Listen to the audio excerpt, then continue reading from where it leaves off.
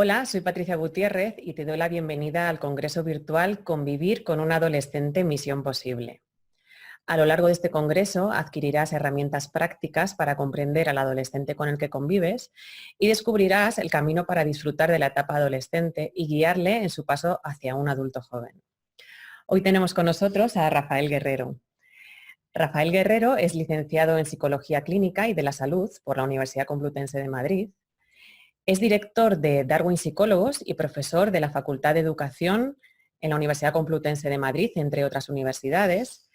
Él es colaborador habitual del periódico El País y del diario ABC, conferenciante en congresos nacionales e internacionales, formador de profesores y padres en numerosos colegios y centros educativos de España.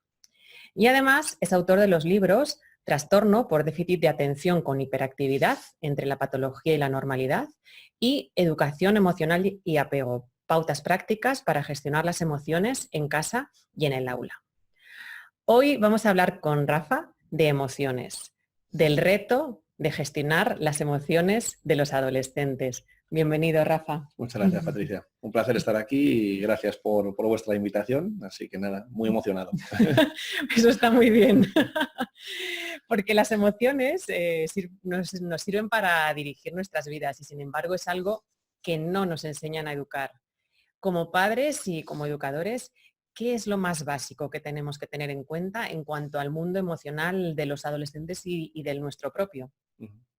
Bueno, yo creo que lo más importante cuando hablamos de emociones, Patricia, es que las emociones a nivel neuro, a nivel del cerebro, nacen en una parte del cerebro que se llama sistema límbico, ¿no? Y esa parte del cerebro es un cerebro inconsciente, ¿no? Entonces, para que habitualmente tendemos a decir, es que las emociones tienen que ser legitimadas, tienen que ser entendidas, tienen que ser aceptadas siempre, ¿no?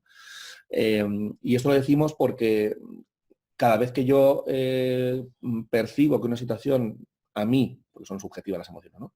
A mí me parece que es algo, me parece que es injusto, surge sí o sí una emoción que se llama rabia, ¿no? Es decir, cada emoción tiene su función.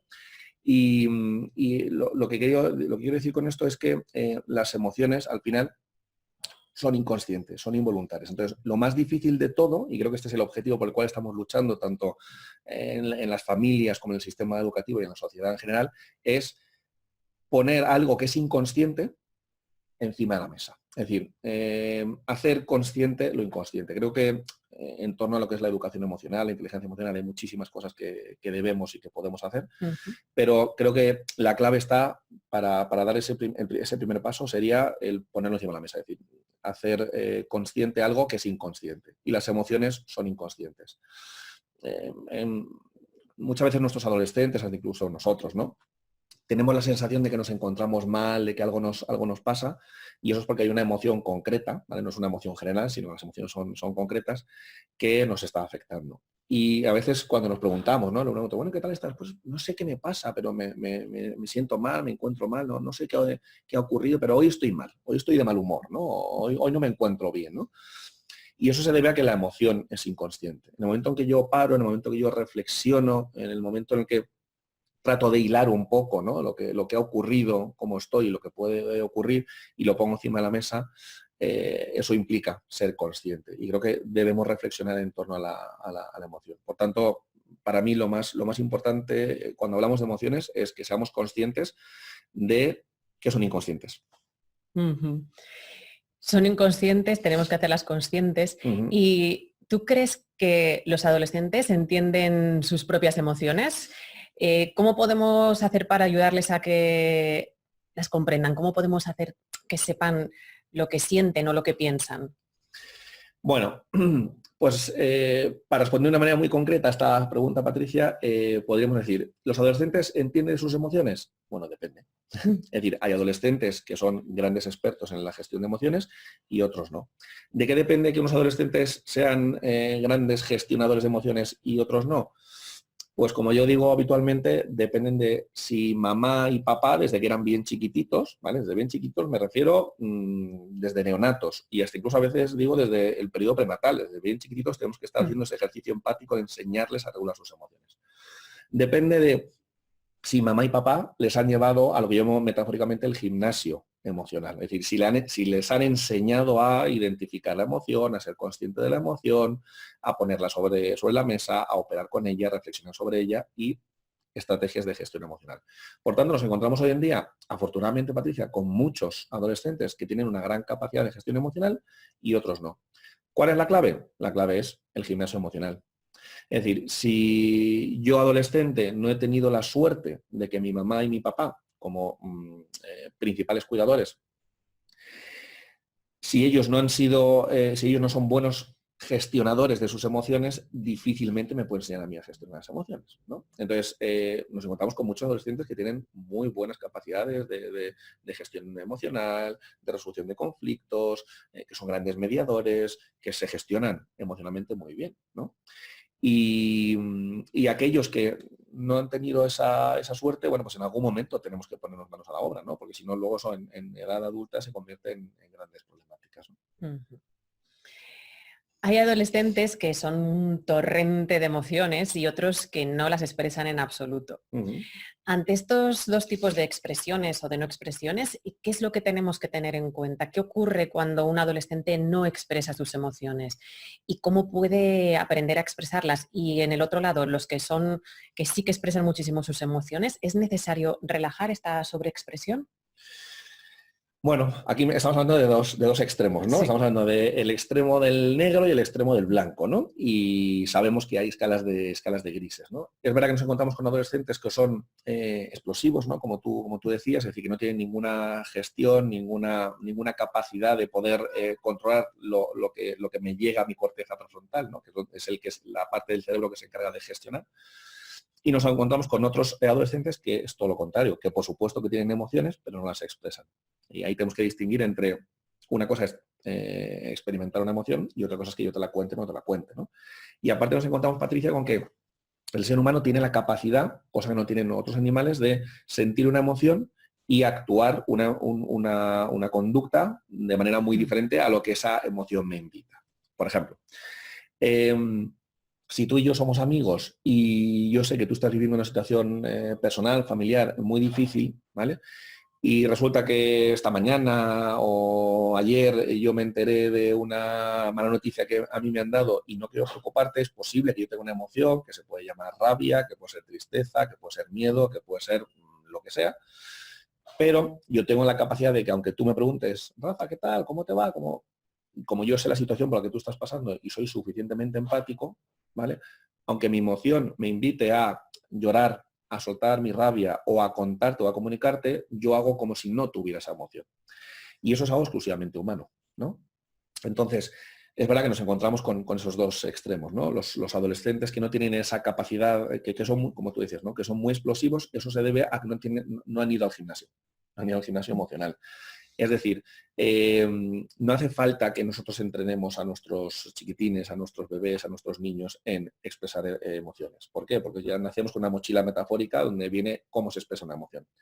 El neonato sabe expresar la emoción de alegría y sabe expresar la emoción de asco y sabe expresar la emoción de miedo. No hace falta enseñarles a eso. Eso ya venimos con ello, ¿vale? En lo que sí que hay que enseñar a nuestros niños, a nuestros adolescentes y a aquellos adultos que no tengan esa capacidad es a gestionar esas emociones. Porque sabemos que si cada vez que yo tengo una emoción la expreso, es decir, que la emoción me lleve siempre a la conducta, ¿vale? Siempre actúo la emoción, eso implica una desadaptación. Es decir, que yo vaya por la vida expresando cómo yo me siento en todo momento y sobre todo de una manera bruta, de una manera explosiva, eso es perjudicial. Ese es un extremo. El otro extremo son aquellos adolescentes o aquellas personas que sí que tienen un muy buen desarrollo de la corteza prefrontal, es decir, tienen una muy buena capacidad de freno, entonces cuando les viene la emoción, no la cuento. Y en muchas ocasiones eso, Patricia, se debe a que nosotros como padres, nosotros como educadores, no hemos generado, potenciado un contexto de confianza, de seguridad y de validación de la emoción. En el momento en el que yo empiezo a no hacer caso a las emociones, en el momento en que yo critico la emoción, eres una señorita, no debes enfadarte, eres un chico y tienes que ser valiente, no puedes llorar, ¿vale? Entonces esas ideas que están por ahí pululando en la sociedad, esas son ideas que van en contra de la expresión de la emoción. Y por tanto me convierto, como decía Goleman, ¿no? En un analfabeto emocional. Es decir, yo sé que me encuentro bien, yo sé que me encuentro mal, pero no sé lo que me pasa. Entonces nos encontramos con esos dos extremos. Entonces lo que tenemos que hacer es, habrá ocasiones en las que yo pueda expresar mi emoción de una manera bruta, de una manera explosiva. Habrá momentos en los que a mí no me compense, a ti no te compense, que yo te cuente cómo yo me siento emocionalmente, pero habrá momentos en los que tenemos escalas de grises. Y es ese juego de no ser rígidos, ¿vale?, sino de ser flexibles, es lo que hace que una persona se encuentre adaptada en distintos contextos. Y eso es entrenamiento de la corteza prefrontal, sin lugar a dudas. Y esto se hace como mamá y con papá. Esto se hace desde casa. Por supuesto que el colegio hay una función de complementación y de refuerzo muy potente y muy importante, pero desde luego esto se hace desde casa, con mamá y con papá.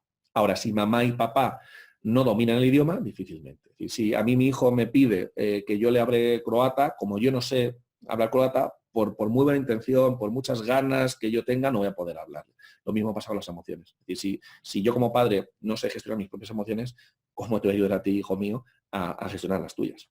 Imposible. Tenemos que ir al gimnasio. Tenemos que ir al gimnasio, sí. ¿Qué emociones es la que nos cuesta gestionar más de los adolescentes? Pues con mucha diferencia. La emoción que peor llevamos los padres es la tristeza de nuestros hijos. Esa la llamamos fatal. Hay otras emociones que también llevamos mal, ¿no? El miedo suele ser más puntual, solemos tener algo más de estrategias para afrontar el miedo. La rabia suele ser muy explosiva y, bueno, pues suele durar pocos segundos. Bueno, ya se le pasará el enfado, tendemos a decir, ¿no? La alegría lleva a un extremo, que es la euforia. Bueno, total, como está contento, pues tampoco pasa nada, ya está muy excitado porque es su cumpleaños o porque es un día muy importante. Bueno, no le damos mucha importancia, pero lo cual no quiere decir que no hay que regular las otras emociones, por supuesto que sí, ¿no? Pero donde más sufrimos los padres, sin lugar a dudas, es con la tristeza de nuestros hijos. Y no hay nada más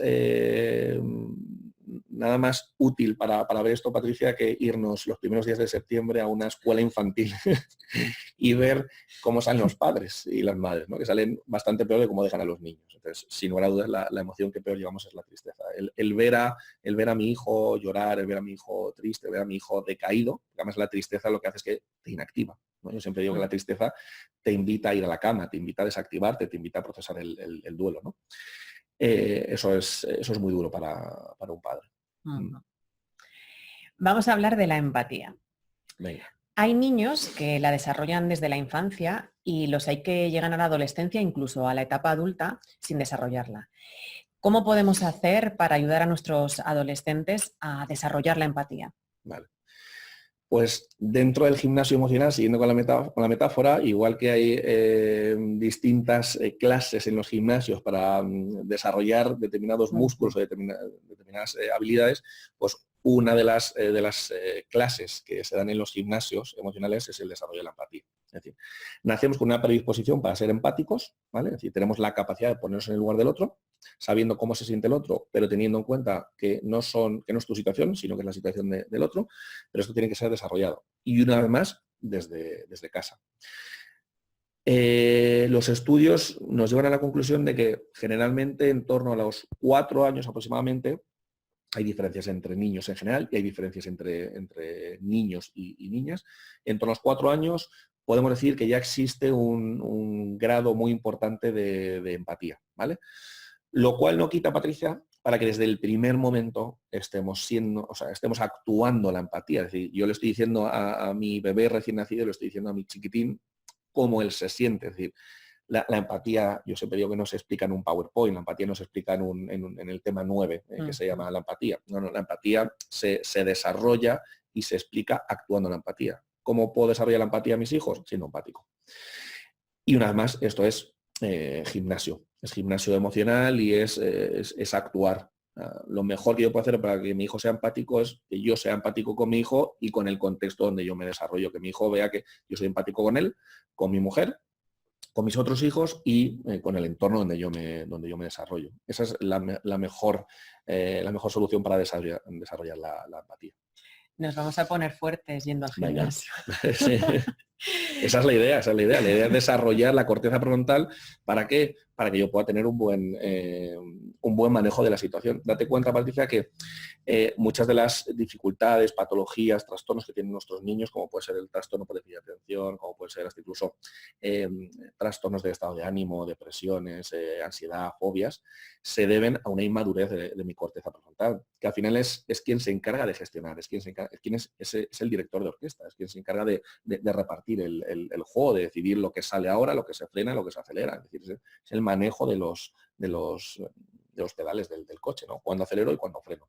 Y eso es muy importante, ¿no? Para estar adaptados en nuestra sociedad es importante saber cuándo toca acelerar y cuándo toca frenar. Si yo salgo de Madrid en dirección a Barcelona, tan importante es saber darle al pedal de acelerar para llegar a Barcelona, pero también cuando llegues a Barcelona frena, porque si no te vas a pasar, ¿no? Entonces es muy importante.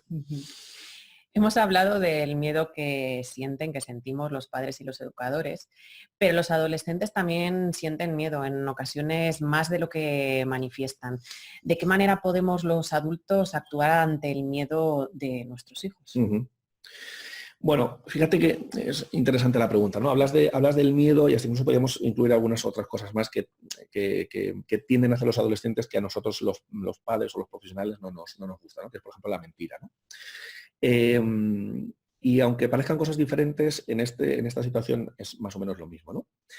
Si yo me encargo, Patricia, de generar en mis alumnos, de generar en mis hijos, de generar en mis pacientes, ¿vale? Desde el punto de vista profesional, si yo me encargo de generar contextos de seguridad y de protección, el miedo no cabe. Específico. Claro que cabe el miedo. Es decir, la idea no es erradicar el miedo. Si nos quitasen las amígdalas cerebrales y fuésemos por la vida sin miedo, nos iría muy mal. ¿No? La idea no es erradicar el miedo, la idea no es quitar el miedo. La idea es que cada vez que yo sienta miedo, como cualquier otra emoción, que yo tenga la suficiente confianza de contártelo a ti. Pero claro, la emoción número uno, la emoción que domina la sociedad, es el miedo. Esa es la emoción más potente, esa es la emoción que nos mueve a todos, que nos mueve y que nos cohíbe, ¿vale? Que nos inhibe. Entonces, para que yo adolescente te pueda contar a ti, mamá, profe, psicóloga, especialista, me da exactamente lo mismo, que yo te pueda contar mis miedos, es decir, que yo tenga que hacer un ejercicio de apertura, lo cual no hacemos con cualquier persona. Es decir, igual que a la gente le vamos contando nuestras alegrías, ¿vale? ¡Ay, qué bien, que estoy muy contento, me ha tocado la lotería, me voy de viaje no sé dónde, ya empiezan las vacaciones, qué sé, nos hemos comprado una casa nueva, fenomenal, vamos contando nuestras alegrías sin ningún tipo de problemas. Con los miedos no pasa eso. Es decir, la gente no suele ir contando sus miedos, no suele ir contando sus angustias, salvo que sea en un entorno muy, muy, muy reducido, ¿no?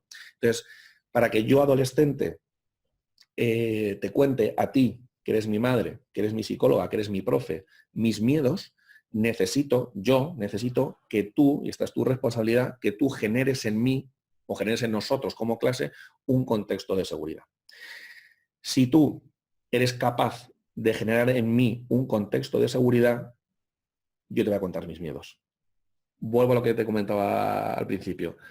Si yo, adolescente, como tengo mucho miedo, lo que voy a hacer es que te voy a mentir. Yo siempre digo que la mentira es adaptativa, es decir, es necesario que todos mintamos y sepamos mentir, ¿no? Si en un contexto, si tú eres capaz de generar en mí un contexto donde has generado un buen vínculo conmigo, donde me das protección, donde me das seguridad, donde me aceptas de manera incondicional, es decir, nada de lo que yo vaya a decir va a afectar a la relación que tú y yo tenemos como madre e hijo o como profesora-alumno, si tú eres capaz de generar eso en mí, yo no voy a tener ninguna necesidad de, uno, mentirte, y dos, no tengo ningún problema y ningún inconveniente en decirte lo que me da miedo. Entonces la clave es esa. Es fácil contarlo, pero es muy difícil hacerlo. Y para mí la pauta, habría muchas cosas que tendríamos que hacer sin lugar a dudas, ¿no? Esto es tremendamente difícil, pero la pauta básica para mí es la mirada incondicional. Es decir, que yo te mire a ti de manera incondicional. Yo te acepto a ti que eres mi hijo, a ti que eres mi alumno, a ti que eres mi paciente, ¿vale? A ti que eres mi sobrino. Te acepto independientemente de lo que hagas. Te voy a querer igual, apruebes todas, suspendas todas. Te voy a querer igual, seas educado o no seas educado. Te voy a querer igual, seas sociable o seas tímido. Me da exactamente lo mismo. O sea, yo te quiero no por lo que haces, sino por lo que eres. Si yo soy capaz de generar contextos de seguridad, de protección, donde tú sabes perfectamente que yo no te voy a juzgar por lo que has hecho, por lo que haces, por lo que dices, por lo que piensas o por lo que dejas de pensar, la mentira no cabe, el miedo por supuesto que cabe, porque el miedo es libre y todos tenemos miedos, ¿vale? Pero yo no voy a tener ningún problema en contarte a ti mis miedos. ¿Por qué? Porque me voy a sentir acogido, arropado y abrazado física y metafóricamente por ti. Esa es la clave.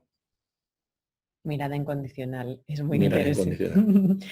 Bueno, pues los adolescentes a veces no tienen esa mirada incondicional y tienden a juzgar y acusar. ¿Cuántas veces hemos escuchado, fulanito me tiene manía, la profe me tiene manía? Pero detrás sospecho que hay otra cosa. ¿Cómo debería ser nuestra respuesta ante estos juicios? Vale. Hilando con lo que comentábamos antes de la mirada incondicional, si resulta que mi hija adolescente viene y me dice, papá, es que el profe de física me tiene manía, eso es una verdad absoluta. Es decir, las emociones, las sensaciones, el cómo yo me siento visto por los demás, eso es subjetivo. Y yo, por mucho que sea su padre, no tengo absolutamente nada que decir ni nada que poner en duda de cómo se siente mi hija con el profesor de física.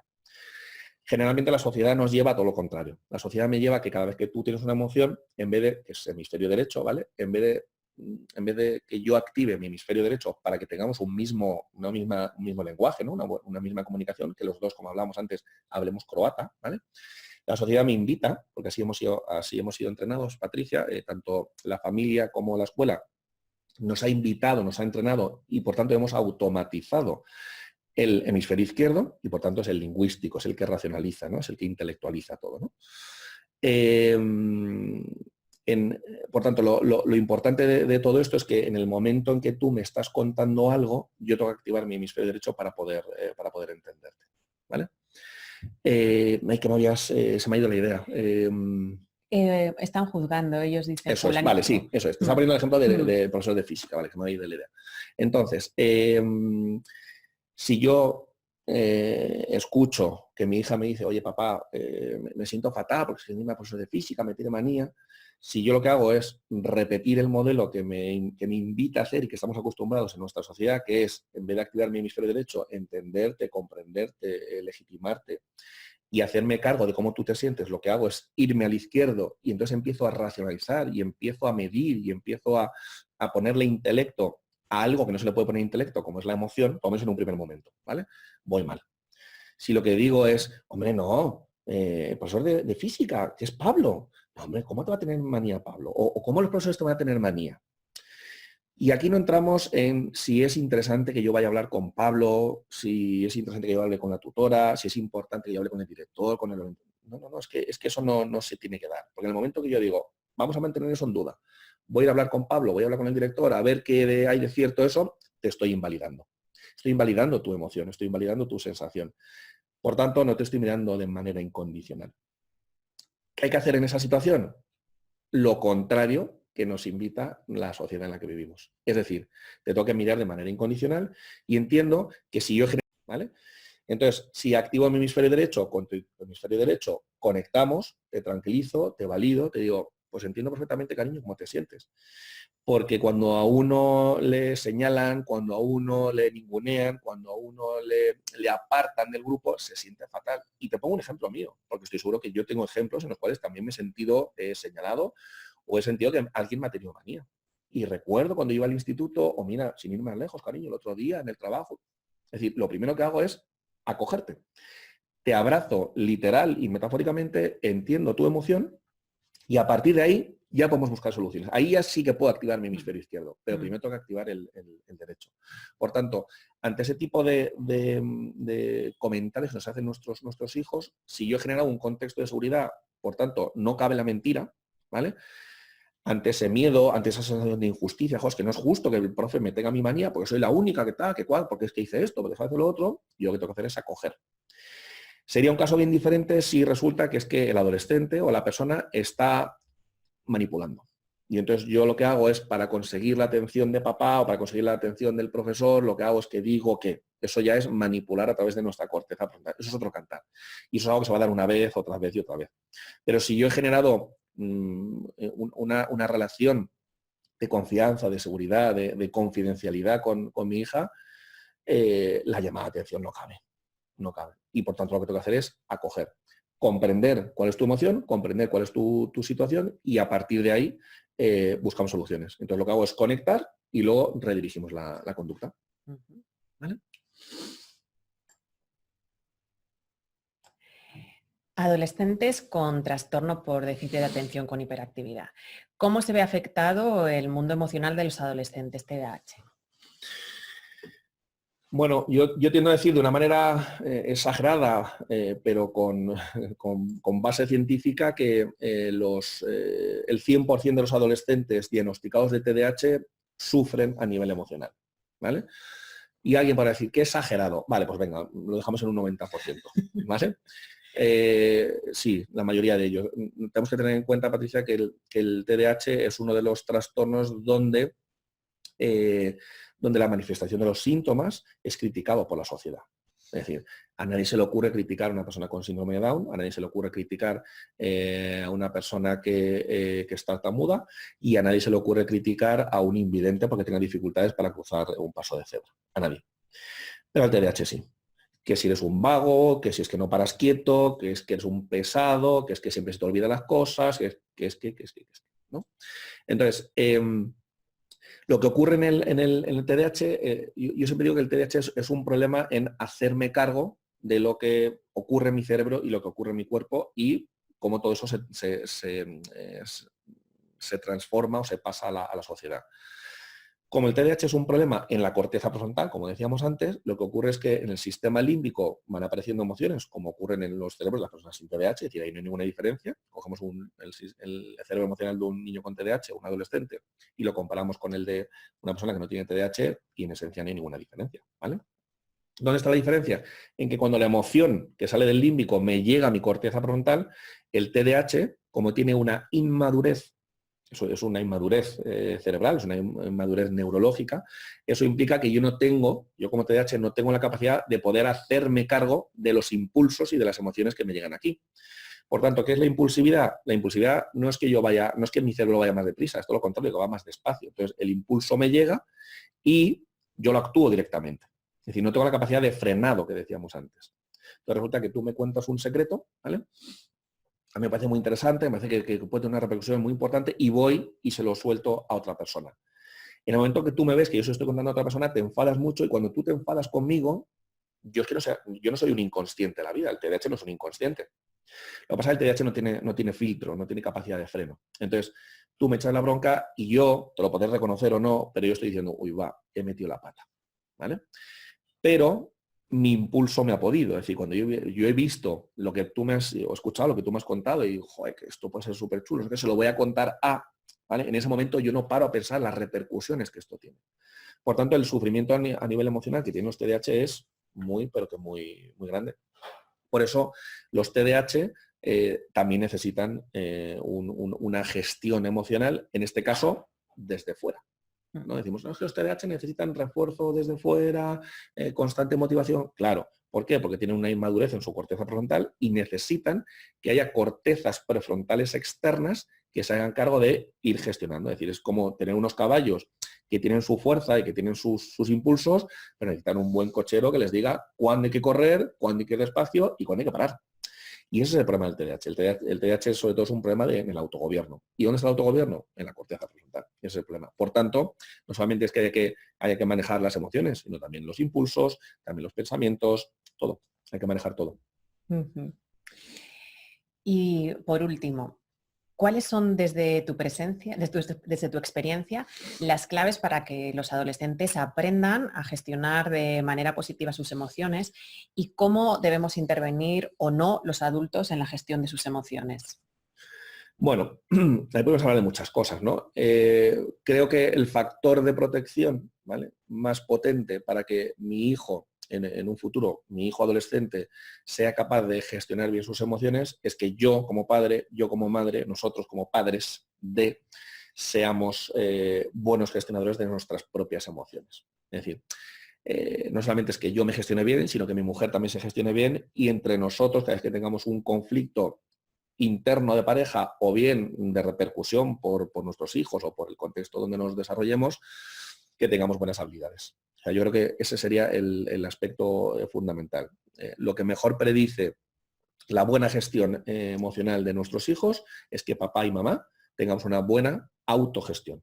Si yo quiero que en un futuro mi hijo tenga una buena autogestión emocional, previamente, este es el ejercicio de la caña que yo suelo explicar habitualmente, previamente necesito que yo le haya heterorregulado a él, es decir, que yo haya ejercido de su corteza prefrontal. ¿Por qué? Pues porque los niños no tienen un desarrollo de su corteza frontal, tienen que ir al gimnasio para desarrollarla. Pero no basta con tener una predisposición, es que necesito experiencias y necesito práctica, ¿no? Es decir, ¿por qué uno es muy buen cirujano? ¿Por qué Pedro Cabalas es muy buen cirujano? Porque tiene muchas horas de experiencia. Tiene muchas horas y es muy trabajador, es muy estudioso y lo va sacando adelante, ¿no? Es decir, eso es lo que marca la diferencia, ¿no? Y la pasión que tiene por su trabajo. Pero claro, para que yo pueda heterorregular a mi hijo, previamente yo necesito ser capaz de autorregularme. Por tanto, ahora lo digo al revés, los pasos serían: 1, yo soy capaz de autorregularme como padre, como profesor, como especialista a mí mismo. 2, en ese proceso de enseñanza, en ese proceso de gimnasio, yo estoy heterorregulando a mi hijo, ¿vale? Le estoy llevando al gimnasio metafórico, le estoy enseñando a regular sus emociones. Y en tercer y último lugar, mi hijo en un futuro será capaz, no digo en el 100%, pero en la gran mayoría de las ocasiones, de autorregularse cada vez que él se desregule, ¿vale? Eso sería como los pasos que tenemos que llevar a cabo. Y las pautas que podemos llevar a cabo, bueno, pues podemos hablar de muchas, ¿no? Ya hemos comentado la mirada en condiciones, yo creo que eso es fundamental. Y otra de las cosas que me parece que es muy relevante y que es muy importante es legitimar la emoción. Por lo que decíamos al principio, ¿no, Patricia? Que la emoción nace en un cerebro que es automático, involuntario e inconsciente. Por tanto, yo no decido activar la rabia, el miedo o la tristeza. Es decir, siempre que yo percibo que hay un peligro, se activa el miedo. Siempre que yo percibo, fíjate, hablo de percibir, que eso es algo subjetivo, ¿no? A lo mejor yo percibo un peligro y tú no lo percibes. Siempre que yo percibo que algo es injusto, a lo mejor lo percibo yo, pero tú no, surge una emoción que se llama rabia. Y siempre que percibo que he perdido algo, aparece una emoción que se llama tristeza. Por lo tanto, yo no decido qué emociones surgen en mi límbico y cuáles no. Tú tampoco decides las tuyas, porque son cerebros automáticos, involuntarios, inconscientes. Yo no decido cuándo tener hambre y cuándo tener hambre. Yo puedo decidir qué hago con la sensación de hambre. Y entonces, cuando me he puesto a dieta, decido que a pesar de que tengo hambre no voy a comer. Pero esto lo gestiona mi corteza frontal. Pero yo no decido mis impulsos. Yo no decido cuándo tengo sueño y cuándo no tengo sueño. Y todo eso son aspectos muy inconscientes. Por lo tanto, la emoción tiene que ser legitimada siempre. Y esto es algo que nos cuesta mucho, ¿no? Por lo que comentamos al principio de estas ideas de es que tienes que ser valiente, venga, levántate, no llores, no me digas las cosas llorando. Bueno, pues si se siente triste, pues tiene que llorar. Y es positivo llorar, ¿no? Entonces, bueno, podríamos hablar de muchas cosas, ¿no? Cuando hablamos de que nuestro hijo sea desregulado emocionalmente, pues que estemos a la misma altura ojo con ojo, que haya conexión, ¿no? Que no estemos con los móviles, con las pantallas de bueno, ahora me lo cuentas, ¿no? Sino que haya una conexión visual, que estemos a la misma altura, que no esté uno encima y otro debajo, ¿no? Que es la típica posición, ¿no? De padre y el niño debajo, o el profesor que está en la tarima, ¿no? Y el alumno que está abajo, ¿no? Eso no solamente lo hacemos nosotros, lo hacen el resto de mamíferos, ¿no? Porque cuando nos ponemos a la misma altura ante un conflicto emocional, lo que le estamos transmitiendo a la persona o al niño o al adolescente que está desregulado es: no voy a competir contigo, estoy aquí para cooperar contigo, estoy aquí para ayudarte, estoy aquí para acogerte, estoy aquí para escuchar lo que me quieres contar. Bueno, hay muchas herramientas, muchas estrategias, pero yo partiría de, uno, la mirada incondicional, ¿vale? Es decir, independientemente de que la hayas liado en el instituto, independientemente de que te hayan quedado 5, independientemente de que hayas sido un rancio, yo te quiero por encima de todo. Es decir, yo te puedo criticar la conducta, faltaría más. Parece que te has comportado de una manera muy mal educada con mamá, con el carnicero, me da igual. Te critico la conducta, pero jamás digo eres un mal educado. Te has comportado de manera mal educada, ¿no? Y esto son cosas que están muy metidas en nuestra sociedad, ¿no? ¿Cuántas veces decimos, Patricia, ¡ay, qué tonto soy! No, qué tonto soy, no. Me he despistado en este momento puntual, pero no soy tonto, ni soy vago, ni soy mala persona. Son eslóganes, son etiquetas que ponemos a nuestros hijos que al final, por el efecto Pigmalión y la teoría de profecía autocumplida, tendemos a cumplir. Entonces, si yo escucho que mi padre me dice muchas veces, qué vago eres, hijo mío, con que me lo diga 3 o 4 veces, asumo esa etiqueta y entonces, ¿qué hacen los vagos? Ejercen de vagos. Y luego, claro, es al final la pescadilla que se muerde la cola. Esto es el efecto Pigmalión, ¿no? Mm. Y esta es la verdadera magia, ¿vale? La verdadera varita mágica que podemos utilizar tanto docentes como padres, ¿no? El empoderar a nuestros hijos y el confiar en ellos. Cuando yo digo confiar en ellos no me refiero a, venga, me tapo los ojos y que sea lo que Dios quiera. No. Me refiero a que si estás hasta este punto es donde pueden los niños alcanzar, todo esto es su dominio, digamos, el que planteemos un objetivo a los niños que esté aquí arriba es una cosa loca, ¿vale? Pero si planteamos esto, es algo sensato. Y eso es empoderar. Es decir, que si mi hija, mi hijo adolescente me piden hacer algo y yo considero que se le va de las manos, que no va a ser capaz de gestionarlo, yo tengo que decir que no. ¿Por qué? Por su seguridad o por la seguridad de otros. Pero si yo creo que con esfuerzo, perseverancia, responsabilidad, trabajo, etcétera, etcétera, es capaz de con ese gran esfuerzo dar ese pequeño, gran pasito, tengo que empoderarle, tengo que confiar en él. Pero son pequeños pasitos, no son grandes pasitos, ¿no? Entonces, empoderando, confiando en ellos, mirándoles incondicionalmente, legitimándoles siempre su emoción. No entremos en decirle, no, es que el profesor de física no te tiene manía. Claro que te tiene manía. Y no hace falta que yo hable con el profesor, no hace falta que hable con nadie más, hablo contigo, me lo dices tú y es cierto. Y es cierto. Entonces, bueno, son muchas cosas las que podemos hacer y bueno, pues consiste en escucharles, ¿no? Que muchas veces tendemos a escucharnos más, ¿no? Y no tanto a nuestros chicos. Entonces, a los adolescentes hay que escucharles. Rafa, muchísimas gracias por Gracias a ti, toda Vanessa. esta información tan interesante y de tanto valor. Y bueno, estás viendo esta ponencia en la página de Rafael Guerrero dentro del Congreso Virtual Convivir con un adolescente Misión Posible. Debajo de este vídeo puedes encontrar su biografía para conocerle mejor. También vas a encontrar el enlace a su página web de Darwin Psicólogos y a sus perfiles de redes sociales. Si quieres dejar un mensaje, un comentario o si quieres plantear alguna pregunta, lo puedes dejar aquí abajo y estaremos encantados de contestarte. Y nada más que emplazarte a convivir con nosotros en la próxima ponencia. Muchas gracias por tu tiempo.